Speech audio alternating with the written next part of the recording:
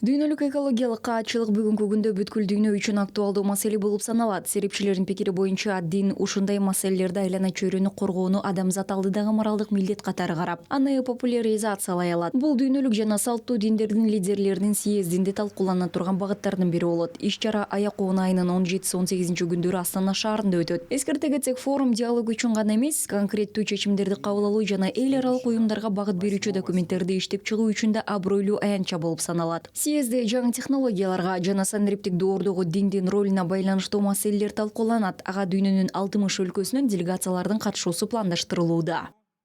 Диндин өзүн карайтын болсок, онун түбүндө жаткан осы коршогон ортага адам. Эгер диндин өзүн карасак, анда анын негизинде айлана чөйрөгө, адамзатка болгон урматтоо, башкача айтканда анын жакшылыктарын, ресурстарын натыйжалуу пайдалануу жатат. Ушул көз караштан алганда биздин диний лидерлер, ошондой эле дүйнөлүк диний лидерлер алардын канчалык баалуу экенин билишет. Аларга бул маселе боюнча айта турган пикирлери бар. Бул демилге съездин алкагында көтөрүлөт. Сунуштар съездин документтерине киргизилет. Кужатка айналуу керек деген съездин аясында осындай бир бастама көтөрүлүп жатыр.